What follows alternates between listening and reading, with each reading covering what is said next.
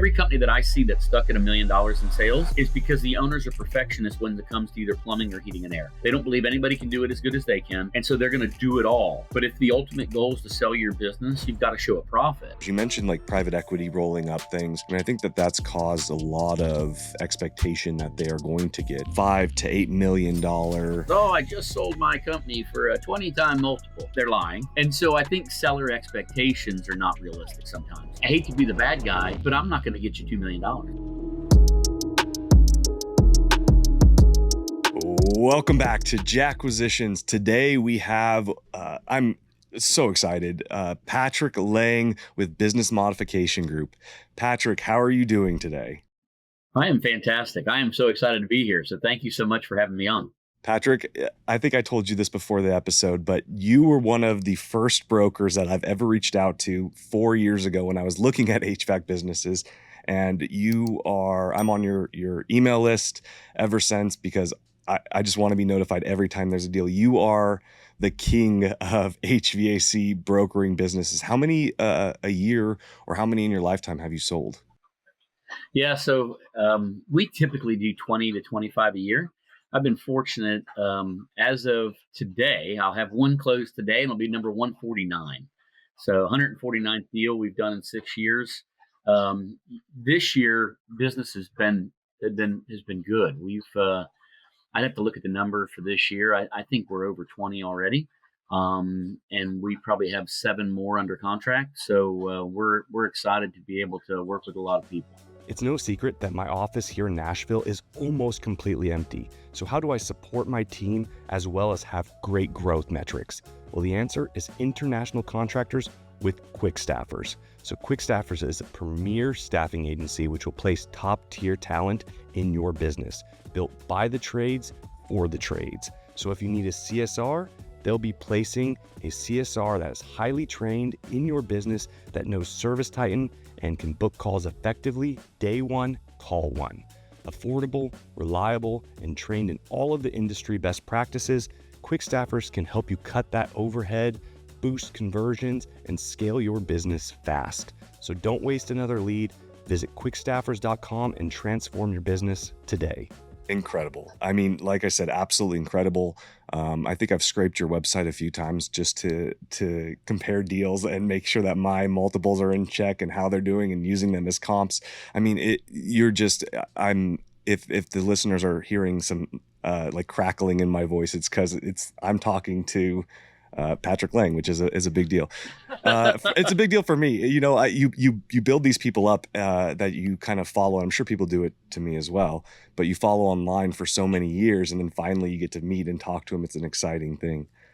Patrick, you started off as just HVAC brokering, correct? Are you doing HVAC and plumbing, or is it just like HVAC companies that have a plumbing side to them? Yeah, you know, so we have focused really on HVAC the last 6 years, and plumbing's been mixed in with that, right? A lot of companies are multi-trade, and so we started doing some multi-trade companies, and then that switched to just doing plumbing companies, a little bit of electrical. Probably 90% of what we do is heating and air. 10% would be plumbing, I would think. And we're seeing that. I probably have 2 plumbing companies listed right now, so we're starting to do more of it. It's very similar businesses and industry, obviously. And so, yeah, the bulk of what we do, though, is heating and air. Awesome. And so there's been a lot of changes in the heating and air space over the past 6 years. What's your view on the heating and air space and plumbing in general, kind of going into the end of 2025, Q4, and then into 2026? What's the market look like right now? You know, the market's still strong. And I think the market, you know, my crystal ball works as well as anybody else's, right? So, but I think the market will stay strong. You know, it's a relatively recession-resistant industry. Obviously, we saw COVID; everybody else was shut down, and the trades were able to keep working. I think heating and air more than plumbing. You know, you look at downtimes, right? 2005, 2006, going into 2007, the economy kind of shuts down because of a lot of different reasons. People need air conditioner at this point, right? At one point in time, it was a not a necessity. And I think we've spoiled ourselves now that I don't know anybody. I'm based in Florida, right? I don't know a husband dumb enough to tell his wife in the state of Florida he's not fixing the air conditioner in the summertime. Obviously in Tennessee, similar. We were talking today. You're having good heating and air weather. 94, yeah.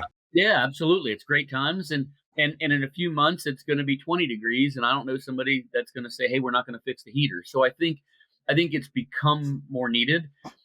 If if you get a pipe that leaks, most people don't have to be super mechanical. If things are bad, you might be able to fix the pipe from a plumbing standpoint. But you're not going to clean out most drains, sewer backups, those kind of things. You're not going to do without, right? At the end of the day, it's become more of a need than a want. So I think valuations may change some, and they have even changed over the last 6 years. I think when I first started selling heating and air, and then we had this spike in private equities gobbling everything up, and, Hmm. and prices became stupid on some level. And in some places they still are what some would consider stupid, probably. But we've certainly seen a downturn in those crazy valuations. But I think they'll maintain value. So that's an interesting point to bring up. So I know a lot of listeners are either buying their first company or they're buying, add-ons and tuck-ins, including ourselves. And so we've actually put offers, LOIs in on 3 different businesses in the last probably 3 months, 4 months, and we've lost all of them. Um, Mostly because these are sub $300,000 SD, sub $400,000 businesses that were trying to trade, or I mean, they have been trading at 5-6x multiple um, in Nashville. Is that kind of the norm around the area, or what are you seeing? Like, is it really geo-specific, or what's going on with multiple compression or expansion? Yeah, I think location has a ton to do with it, right? I list a company in California or New Jersey or New York. There's not as many people moving to California or New Jersey to buy a business, right? Hmm. It seems the whole world's trying to get to the Southeast, and specifically Tennessee. I mean, Tennessee has exploded from a population standpoint, and so as a result, I've sold several companies in Tennessee in the last year, and what we've seen is we've had a lot of buyers from the Northeast that have sold companies up there, got big paychecks or big paydays, and are now moving south and southeast specifically Hmm. and buying those companies. So you're seeing a lot more buyer interest than if I list a company in potentially the Midwest or Northeast or California or places like that, where there's not as much population growth, you're not seeing as high or as multiple demand in those areas. So that has a lot to do with it. I think the make it up of the business has a lot to do with it. My guess is you're not looking at construction companies, you're looking at service repair replacement Yep. companies, which everybody's trying to get to. You're in a market that there hasn't been any huge market dominators, right? And you look at where private equity has made big pushes, um, there hasn't been a ton of big brands built. So they're trying to get there and they're trying to gobble up. So you're competing with them as well. So I think it's a combination of a lot of things. Yeah, definitely. Yeah, we've seen that in the days of 2021, where there was a lot of more 3x multiples and 2x multiples are at least in this market are somewhat gone, which is unfortunate. But that being said, whatever makes sense for the business makes sense for the business as a tuck-in. We can't overextend for potentials at growth, whereas other people may try, especially the big players. You mentioned like private equity rolling up things. I mean, I think that's caused a lot of uh, kind of expansion of those multiples is expectation that they are going to get the PE numbers on the back end, even if it's a smaller Well, mom and pop shop. yeah, and I probably look at, I don't know, 3 sets of tax returns a week, maybe, of people wanting to list, and we list typically 2 companies a month. So when you look at the numbers, I look at a lot of people, and I either tell them, one, I can't get them what they want, or two, their business isn't ready to sell. And so there's this expectation is often here and reality is often here. Part of the downside, and obviously you participate, I'm certain, in all the trade shows that happen in the area and around the country. And at every one of them, somebody gets up on stage and says, "Oh, I just sold my company for a 20-time multiple." Right? And one part of them, they're lying. Right? At the end of the day, they didn't sell it for cash. They're having to stay around. They rolled equity. They're financing a portion of it. So what they're saying is not accurate. And they also don't say, "Hey, we're a $50 million company, and I haven't been in the business in 2 years. And so they built this behemoth, and so they just give high level overview, which is not always accurate. And and something I say a lot, people don't brag about the bad deal they got, right? I mean, there's a lot of people who didn't get great deals who are saying they got a great deal. And so I think seller expectations are not realistic sometimes. And and I hate to bash my own industry, but there's a lot of brokers in the space who don't know what they're doing when it comes to heating and air plumbing companies, right? And they need a listing. And so if they meet with somebody and it's $1 million company, I just had a phone call 20 minutes ago. Prime example. I had a phone call 20 minutes ago. Guy said, I'm talking to other brokers. And I said, fantastic. He's doing about $1 million in sales. And I said, so what does the check need to say for you to walk away? And he says, well, I'd probably do it. I'd go as low as 2 million. And I I, and I said, you're not. I I'm hate to sorry be for the you. bad guy, but I'm not going to get you $2 million.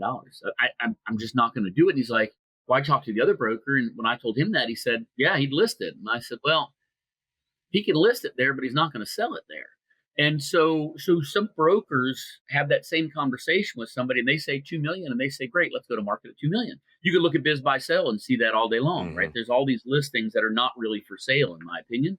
And so I think there's a lot of things that lead to a seller thinking their business is worth more. And part of it is they're getting letters, and I'm sure you do too. Hmm. You're getting emails and letters and phone calls from all these people that say they want to buy your business. Now, they've never seen it. They've never seen the numbers. They don't know what makes it up, but they want to buy your business. And so that builds this false sense of valuation as well.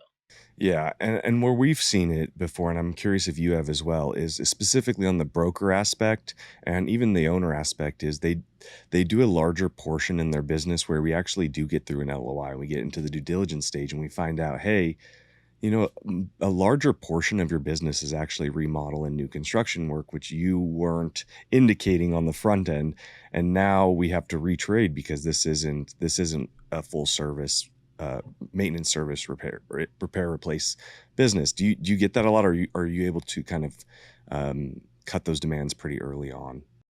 Yeah. So when we list a business, and if you look at any of my listings, and we've talked about them previously, and you've seen some of them, on the ad that we're running, it's going to say how much is commercial versus residential, how much of it comes from new construction or remodel type work. And so I try to be as upfront as I can with that to protect my own time, Yeah, right? If I know you're looking at service repair replacement and it's 70% construction, well, you're going to see that and you're not going to bother me, right? At the end of the day, and I don't mean it that way to sound like you're bothering me, but you're it not going to is. request information, and I'm not going to have to vet you, and we're not going to have phone calls on it because it's not going to check your box, right? At the end of the day, it just doesn't fit in your business model. And so I want, when I'm putting information out there, I'm doing it almost more to to get rid of buyers than necessarily to attract buyers, because in most markets there's a lot of buyers looking in the space, and if you have a reasonably priced service repair replacement business, there's going to be interest. And so if there's underlying issues that I think that's going to cause a problem for people, I'm going to try to tell you that ahead of time. Yeah. So that way you can say, hey, this is not for me, I'm going to check out, because it's a lot of work to vet buyers and to get the information out and follow up and set up phone calls with sellers and do all those things. And if it's not going to be a good fit for you, I want to value your time, right? I want you to know, hey, I can look at this listing, not a fit for me, I'm going to ignore it and go on to the next one. And so I think some brokers, and once again, I hate to bash my own industry, but they're trying to get as many people in as they can, and they end up wasting their time and buyers' time, Yeah. right? At the end of the day, I want you to be able to look at it and say, yeah, that's a fit for me on the onset. You're going to need to see the details of the business, but all residential, all service repair replacement. It's a multiple I feel comfortable with. Hey, I'm going to raise my hand and say I want some more information. Yeah, and so with that, so what separates when you're looking at two businesses that are moderately close, what separates that 5 to 8 million dollar like solid exit versus the $3 million, $2 million fire sale of the person that's just trying to get rid of debt? What's the difference between those businesses that have what a similar top line maybe? So there's a lot, really, Super but open-ended question. yeah. I mean, we can talk for the next hour on that, but there's a few key things, right? One, it's owner involvement. You know, if it's Bob's Heating and Air and every review says Bob did a great job and Bob answers the phone and Bob runs the service calls and Bob's the salesman and Bob, blah, blah. And so the business can't grow, right? And so, and at the time of sale, now I need to hire a new salesman, a new technician, a new CSR, a new GM. And so they're killing their own value because they won't get out of their own way is one of the first things. Every company that I see that's stuck at $1 million in sales is because the owners are perfectionists when it comes to either plumbing or heating and air. Yeah. They don't believe anybody can do it as good as they can. And so they're going to do it all. And so that they're the biggest hindrance to their own growth. Once they get above that level, then it starts to become business mix, right? Construction is one of the key things that chases buyers away, rightfully so most of the time. And so that's the next thing. And trying to be everything to everyone. You know, we're half commercial, half residential. We do Oh, boilers and yes. chillers, and we also do all these other 90 different things where, you know, we're in hydronics and we're doing all these things. As you know, finding quality technicians can be challenging in the market. Finding one that can do refrigeration and residential and can do an install and can do, you know, all these things, you know, you're searching for a white unicorn Yeah, someplace. right. And so that's the other thing that really hurts it. Poor books and records. Um, Running a business to save taxes and running a business to maximize sales price are two different businesses. And I've been self-employed for 25-ish years, and I understand being creative with my accounting.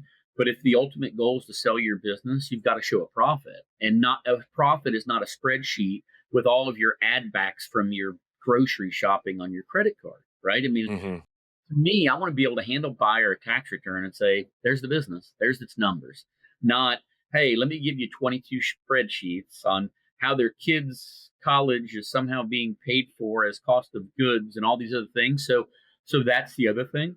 Um, and and repeatable, right? I think building a business that's repeatable, that it's plugging somebody into the system that has systems in place. I think that's probably the other thing. And once again, I can go on and on and Yeah, on. no, I mean, But you've yeah, hit on some great points, right? I mean, I think a lot of those can be consolidated into you're not using the business as your own piggy bank, which surprise, surprise makes sense. You need to optimize the business. Buyers don't want to buy your piggy bank; they want to buy a business.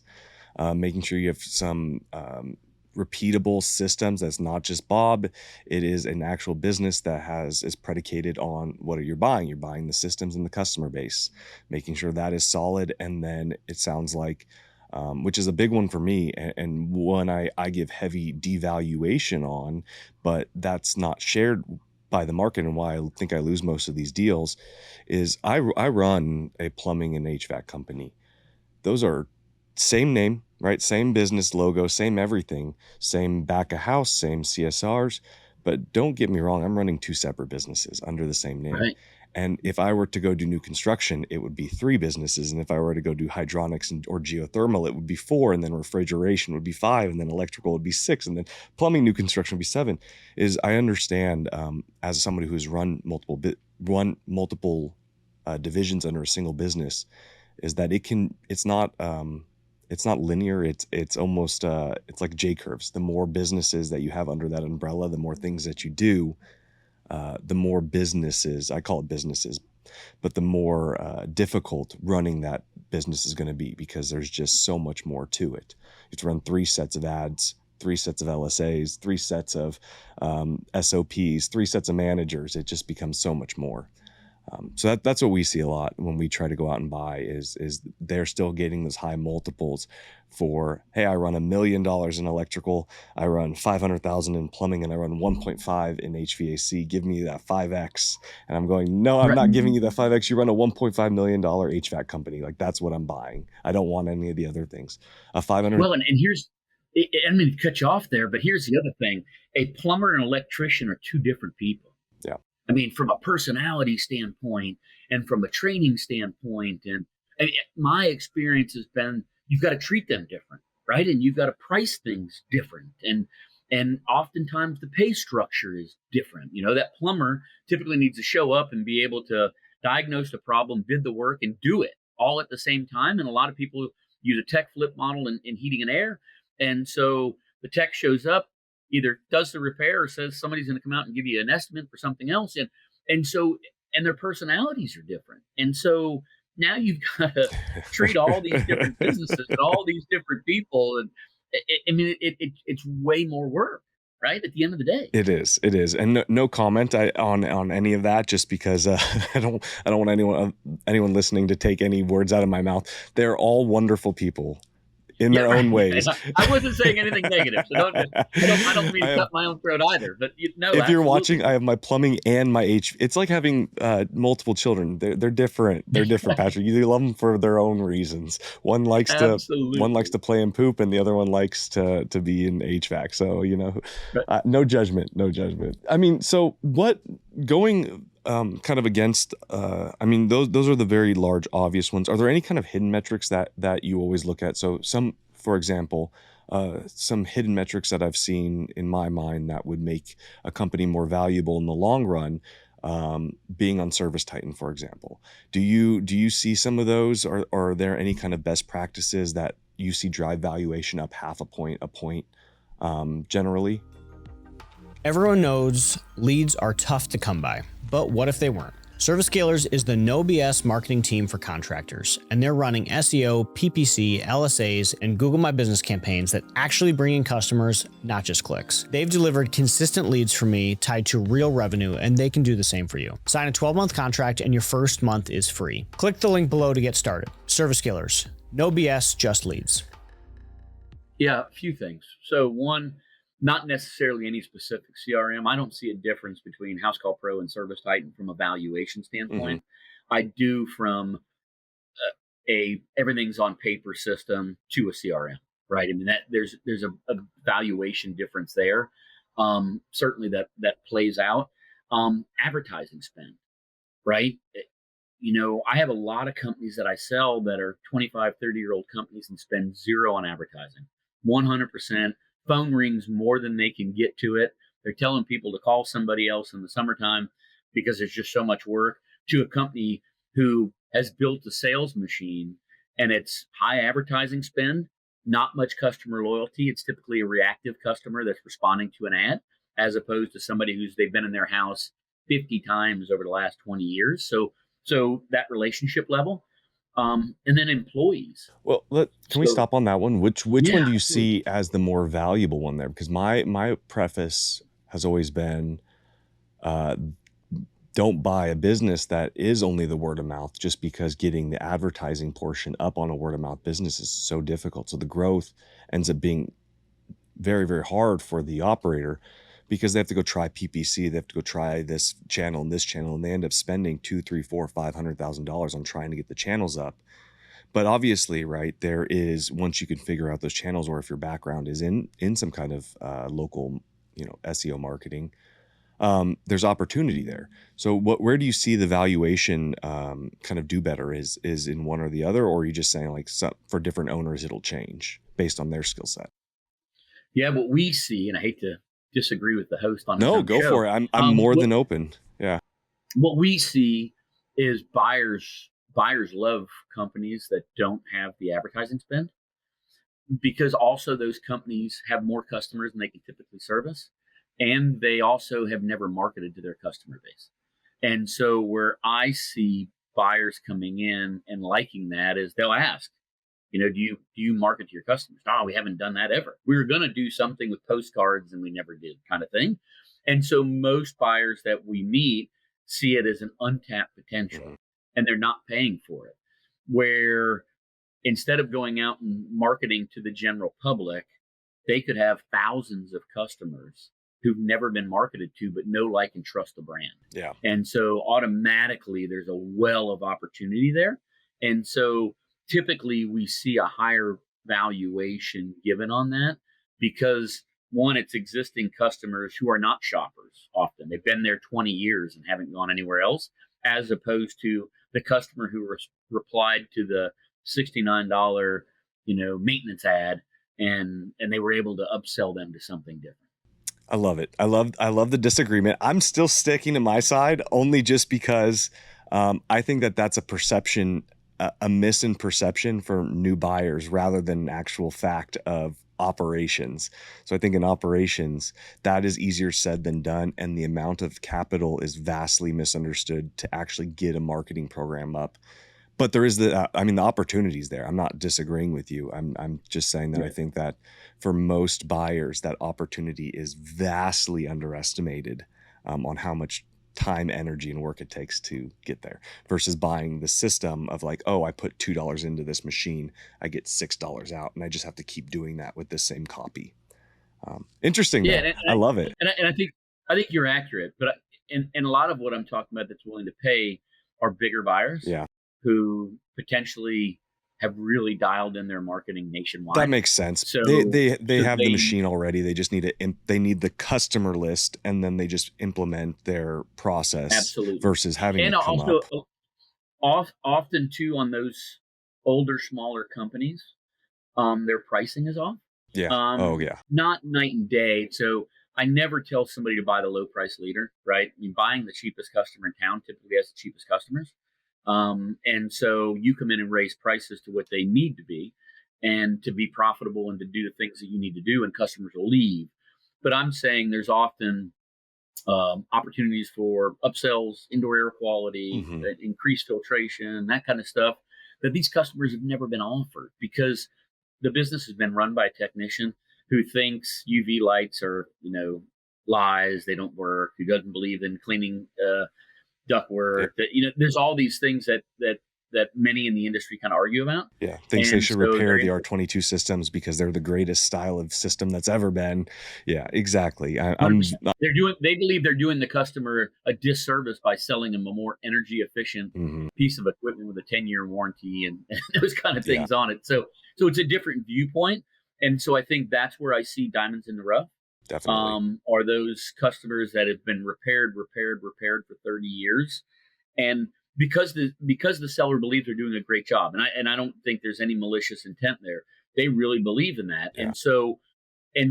But I think there's a lot of scenarios where repairing's not always in the customer's best interest. And I'm not a believer at all in the rip everybody off and everybody needs a new piece of equipment, even if they just replaced it 2 years ago. I'm not in that camp at all. But at the same point in time, I think, if somebody's got a 15-year-old or 20-year-old piece of equipment and that you're putting $1,000 potentially more in a year, it may not be in the customer's best interest to do that kind of stuff. Yeah. No, definitely agree. We see that a lot with technicians and having to train them out of that mindset, and old owners who can't seem to grow their business because they can't get out of that mindset either. Right. Interesting. And so you mentioned, right, you have some larger buyers, you have some smaller buyers. What's the who's buying companies today? I guess is who do you see, especially since that June 1st SOP came out from the SBA? Like, who are your buyers now? If you're getting ready to sell your business, who should you be designing that sale for? That is really evolved and Hmm. continues to evolve. As you mentioned, the SBA change really has put the halts on several of the buyers. So last year, I think we sold 24 companies, and probably 10 of them were to private equity. But I'm calling them private equity buyers or financial buyers of some sort that have some sort of backing or buying up companies. Of the remaining 15, five of them were probably bankers, insurance agents, somebody who wanted to get in the trades for whatever reason. My dad was in the trades, or I heard something good about a trade, or I went to a seminar and they said buy the trades, whatever it is. Five of those were those. Five of them were also local competitors. Somebody that operates in the market next door and wants to get bigger, or expand within their region. Hmm. And then the remaining five were a mix of employees buying out Okay, their owners, interesting. Yeah. or kids. I sold several companies last year. Mom and dad Yeah. owned a heating and air company or a plumbing company, owned it for years, sold it to private equity. The kids stayed and hated working for private equity and said, I'm out, but I know how to run a company and I'm going to buy my own. Very cool. And so that would be the other there. So there's all sorts of buyers, and and there's been a lot of private equity, not private equity, but you know, not from the trades using SBA financing, getting in the trades. Hmm. As you mentioned, that rule change has kind of put the brakes on that a little bit, and so we're still getting a lot of calls from those buyers, and they're trying to find a way from a licensing perspective to make it happen. Yeah, because there's still ways around it. It just it's the buyers who are going to be doing it are very committed because they're going to have to go and get licensure or find someone who partner with to have licensure. Right. Interesting. And so you said something that really struck to me. So when I always talk to buyers who are potentially interested, I always say, right there, you almost had a very nice split. Private equity has more money, so of course they're going to be more active, like that's their full-time job, whereas an individual buyer might have another job and they're switching or whatever the case may be. Do you find from a seller's perspective that there are certain sellers that only want to sell to one of those subsects? So like they only want to sell to private equity and maximize, or they only want to sell to an individual. They don't want to sell to private equity. Because I always tell them, I said, design your online brand of who you are as a buyer to who you are as a buyer. Don't try to be private equity if you're, an ex-tech. Like be an ex-tech. That has a lot of weight with an individual selling his company who wants somebody who knows what they're doing moving in. So curious your take on how Yeah. a buyer should brand. Yeah. So yeah, sellers have a preconceived notion on who the buyer for their business is oftentimes, Mm-hmm. and usually it's wrong, right? Okay. I sell a lot of companies to a lot of people with no trades experience, and they do very, very well. Great business people, great business minds, don't know a capacitor from a contactor when it started, but they're able to learn it, right? Yeah. And so I have a lot of sellers that will do calls with buyers. Call goes extremely well. When the call's done, I'll call the seller and say, "What do you think?" "Yeah, he was fantastic. He's got the money, has experience in running businesses to multi-million-dollar levels, but he can't fix an air conditioner, so I don't think he's right for us," kind of thing. I have that conversation a lot. Mm-hmm. And at the end of the day, you've got to sell your business to who you feel comfortable with. And so I have a lot of people too, when I have to do the initial phone call with them, "I'll never sell to private equity." Well, tell me why. And they don't even know what private equity is. They just heard it, and they heard they're bad people and they're going to fire everybody and they're going to do all these things. Yeah. So much of it is wrong perceived who the buyer is. But I had somebody compare one time, selling a business and buying a business is like shoe shopping, right? You go in the shoe store and shoe store, easy for me to say, and you put a shoe on, it doesn't fit.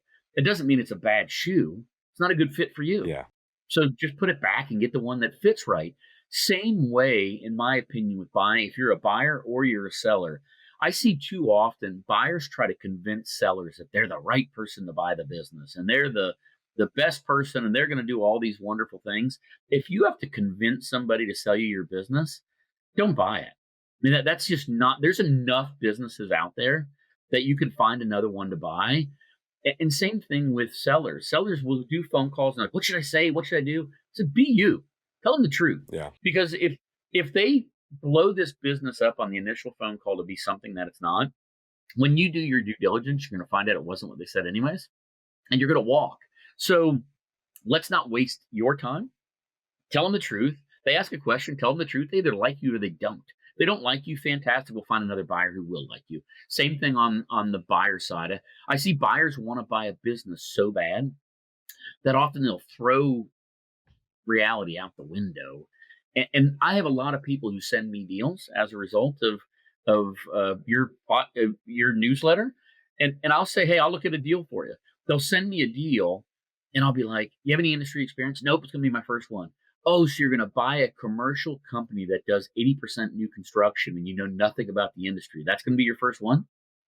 Well, when you said it that way, well, yeah, when I said it that way, you're buying something that requires a ton of knowledge and you have none of it. So do you understand about working capital? "Well, I don't need working capital because it's a service repair business." "Well, no, it's not. It's construction or it's commercial and you don't get paid for 60 days. 60 days. Yep. Have you factored that cash flow If they issue pay into you. your business plan?" Yeah. And so it's both sides. And I know we went off on a tangent probably longer than No, what that's we were looking good. for. That's actually, I think that not to take words out of your mouth, but to consolidate it sounds like both the buyer and the seller need to be honest to themselves and not try to be somebody who they're not, which is that's exactly what I say, is you brand yourself to who you are, because what we see a lot, and I was very guilty of it as well. I mean, I did have some companies we bought up prior, small, minority positions, but I'm not private equity. And the company that we were running was called Gold Ram Ventures, and it made it sound like a venture firm, but it really wasn't. And, looking back, I said I probably could have gotten farther if I was just saying, hey, I'm honest, this is me. I'm a great operator. I know HVAC. I know plumbing. Let me buy your business. I'll take care of it. And I'll take care of your people. I'm a good 100%. person. And I think that goes a lot farther than having to work that out later on down the line that, okay, this is an operator, not a large firm. Here's the reality of that too. For most of these people, most of my sellers, let's use the seller side as an example. It's the biggest sale of their life. They've never sold a company, and it's their baby, right? It's a financial transaction at the end of the day, but the numbers are the easy side. When you're buying and selling, it either makes mathematical sense for both sides or it doesn't. It's everything else that comes with it. And so most sellers are scared to death that their people aren't going to be taken care of. Yeah. And so giving them peace of mind that I'm a human and I'm going to take care of it. And these large private equities now do that. They understand that. And so they come in and they brag about what a great job they've done building the company, and they're going to take care of their people and they love everybody. And so that's what they're telling them, right? So if you're an individual buyer, I think you have a leg up. I think you have a better opportunity to say, hey, I'm going to live here. My kids are going to go to school here. I'm going to take care of your people because I need them. I don't have a bench of 500 other people that I can stick in their spot. And we're going to build on what you've done. Yeah. And so I think just being you, and if you're a financial buyer who doesn't have the ability to run it, be honest and say, hey, I'm going to bring resources that a company your size can't bring to the table. We're going to do it to take better care of your customers and your people. So it's not that complex. It's being real with people, because it's very personal to a seller. Yeah, very eloquently put. I think that's actually the same advice I try to give, because I mean that is the best way to do it. Utilize what you can and be honest. And then the one bit is also legacy, right? Like you said, it's their baby. They've put 20, 30 years of literal blood, sweat, and tears. Right. All three of them probably multiple times onto the business floor. And, even little things such as the name, right? We've seen institutional buyers come in, buy up, $10, $15 million EBITDA companies and change the name. And I couldn't imagine building, Jack's HVAC for 20 years only for it to then change the name to, I'm not going to say any private equity names, but private equity 1, 2, or 3 name. It means a lot to, I know, a lot of owners, is that they can keep the name and they can go around town and say, oh yeah, there's my truck, there's my old truck, there's my old truck, there's my old truck. And so yeah, I think that's a big portion. People, legacy, and to know that their name is being taken care of. Well, and I think 2 points on that, 2 sides. One, I just lost a deal. Private equity buyer initially said, we're going to keep your name. Everything's going to be fantastic. You're going to see your name around town. Seller was excited. Everything's fantastic. In the process, the buyer said, well, we actually own a company down the street, and we think we're going to rebrand your company to their name, who's been their competitor for 25 years. Yeah, right. Deal fell apart, right? And so, but then I have sellers who are scared that, hey, I'm still going to live in the same town. I'm still going to go to the same church. I'm worried they're not going to do a good job taking care of me. And so they're thinking, hey, it would be better if they would change the name, because then I'm not affiliated with them anymore. Then if they do a bad job, it doesn't reflect on me. So understanding how personal, especially when it's, Bob's Heating and Air and Bob's selling the business, that carries a lot of weight with them. Yeah. And so making sure you understand how they feel about that. If I'm a buyer, I'm buying the name, right? That's what I'm paying for on a lot of the level. So to me, to change the name, just I don't get the logic behind that. That's my biased opinion, but it does happen. But if you're a buyer, ask the seller, what are your thoughts on me keeping the name? Are you okay with that? And if they're not, then they probably don't trust you, and so getting an understanding about that could be important. Yeah, great insight. And so to round this out, we talked about, you didn't see that the industry is going to see any kind of huge compression in the next couple years. Do you see any kind of technology or regulatory changes that could come through though and cause any kind of waves in the market? Is there anything from an insider's perspective that you're worried about, happy about from a regulatory or technological standpoint? If you like what you heard and want more content like this, head on over to JackQuisitions.com or click the link below to sign up for the weekly newsletter. Yeah, we're already seeing it happen with refrigeration, right? I mean, I think so. I deal with a lot of manufacturers, so I've got to be polite and pleasant when I say it. But a lot of these manufacturers didn't let a tragedy go to waste in COVID, right? I mean, it was once a year we have a price increase, and there it was every 2 weeks it seemed we had a price increase because because something was happening, and so we're already living through that, right? And the phase out of 410 and what's that going to look like, and getting equipment and all the so I think that's going to continue to happen. And I think as a business owner, you just have to deal with it. And they had to deal with it from R22 to 410.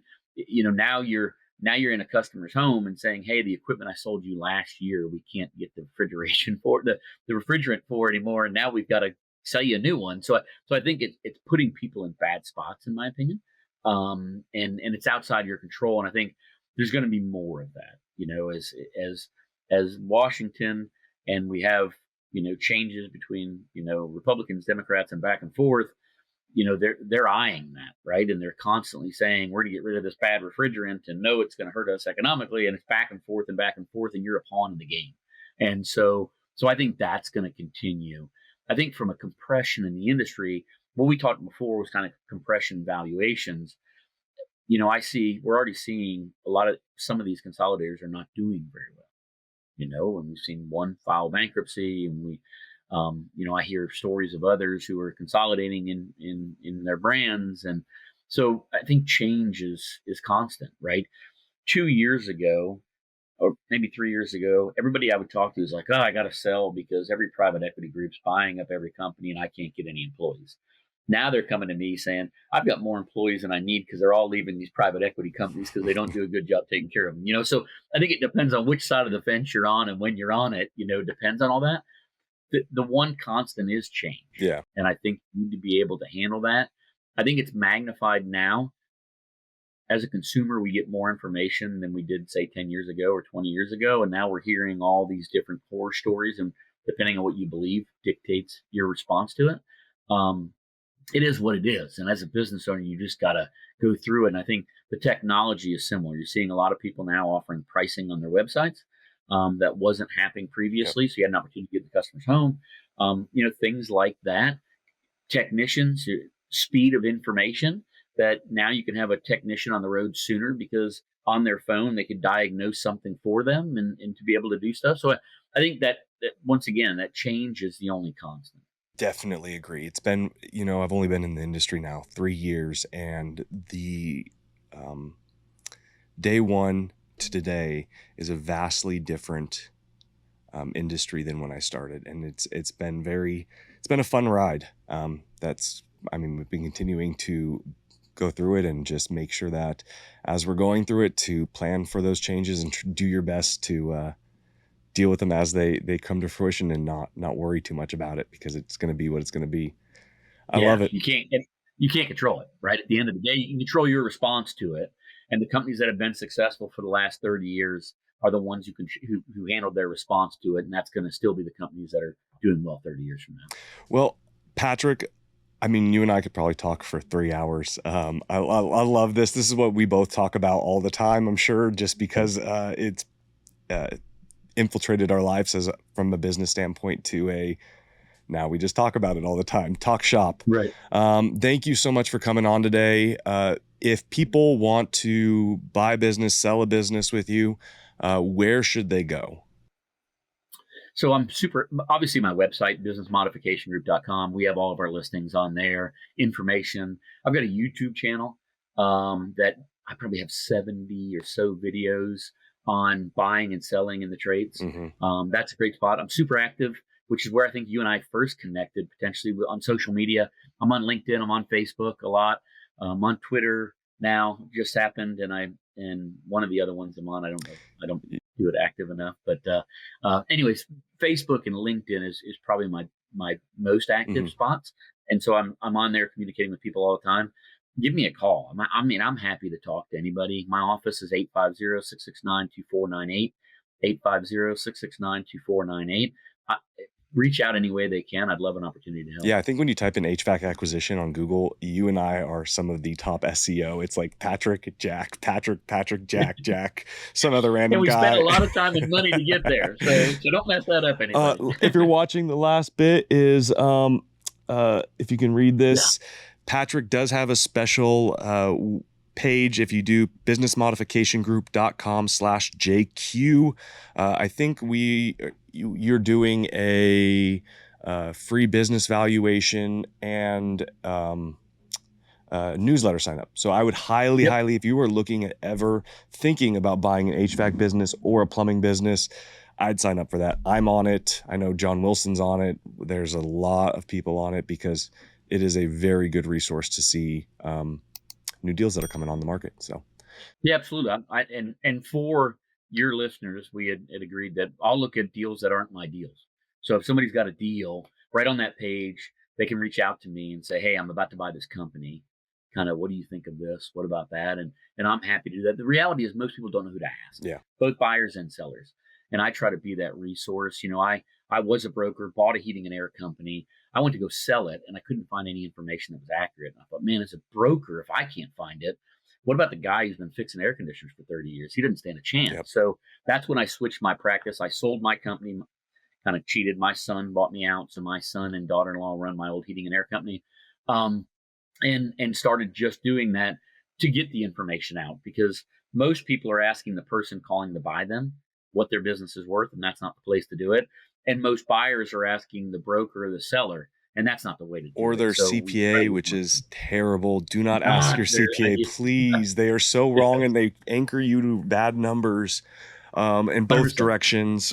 Bankers can be a little better, but I mean, guys, he just offered a free valuation. So I would highly recommend you take him up on that.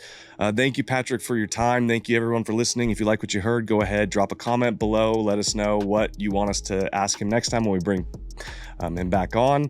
And head on over to JackQuisitions and subscribe. Appreciate it, everybody. Thank you so much.